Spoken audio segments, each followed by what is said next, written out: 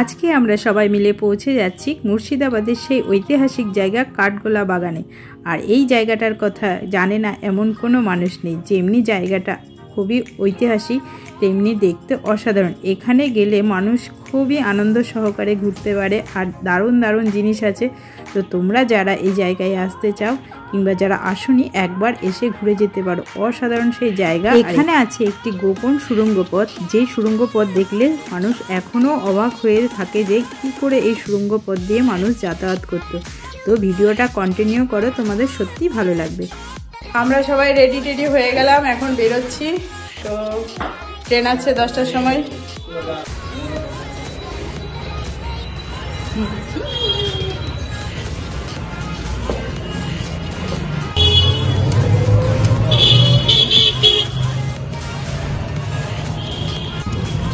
ঘর থেকে মনে হচ্ছিল না।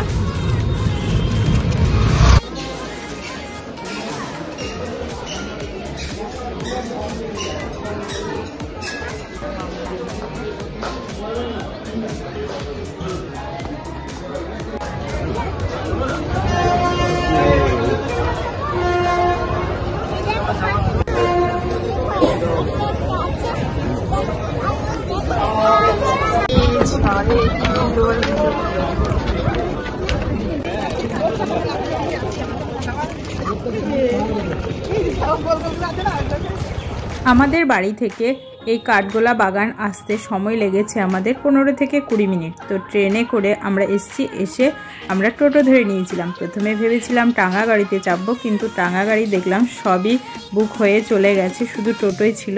তো তারপরে আমরা টোটো ধরে চলে এলাম। রাস্তায় দেখতে পাচ্ছিলাম টাঙ্গা গাড়িগুলো, এগুলোতে খুবই ভালো লাগে। ছোটোবেলায় যখন এখানে ঘুরতে এসেছিলাম পিকনিক করতে, আমাদের সব স্কুল থেকে নিয়ে এসেছিলো, তো তখন আমরা টাঙ্গা গাড়িতে করে ঘুরেছিলাম। কিন্তু এবার ভেবেছিলাম যে এসে আমার মেয়েকেও চাপাবো, কিন্তু সেই সুযোগটা হলো না।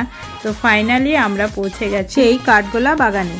তো এখানে এসে দেখি এত ভিড় বুঝতেই পারিনি যে এত ভিড় হবে। আর দিনটাও ছিল প্রচণ্ড ঠান্ডা, আর ঠান্ডার সময় ঘোরাঘুরি করতে বেশ ভালোই লাগে। আর এত লোকজন সব নিয়ে যেন ভীষণ মজায়। সবাইকে হাই করে দাও, বলো আমরা ঘুরতে এসেছি। টিকিটের কোনো লাইন নেই, অথচ লোকের ভিড় ভর্তি হয়ে গেছে, কেউ লাইন দিয়ে টিকিট কাটছে না। হ্যাঁ,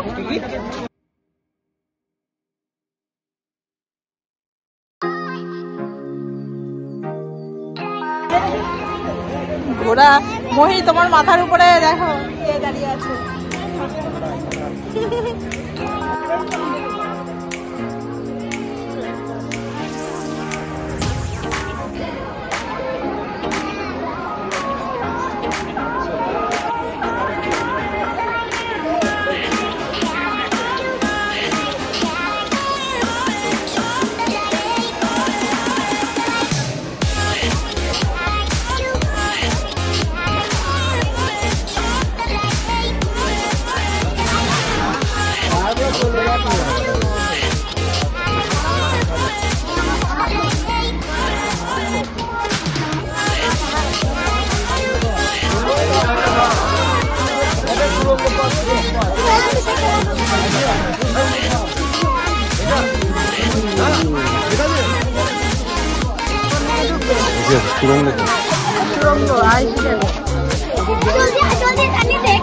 বন্ধুরা, এটা হলো মুর্শিদাবাদের কাঠগোলা বাগানের সেই গোপন সুড়ঙ্গ পথ, যেখান দিয়ে নবাবরা তাদের কাছের লোকদের সঙ্গে যোগাযোগ করত।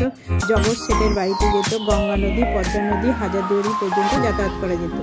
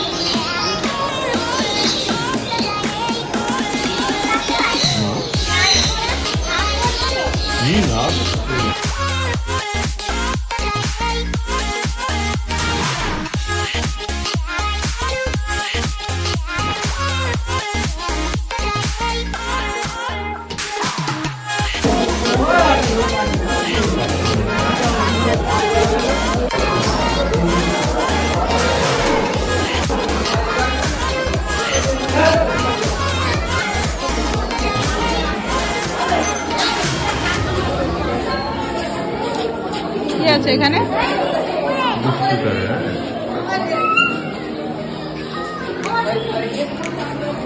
এরপরে কি আছে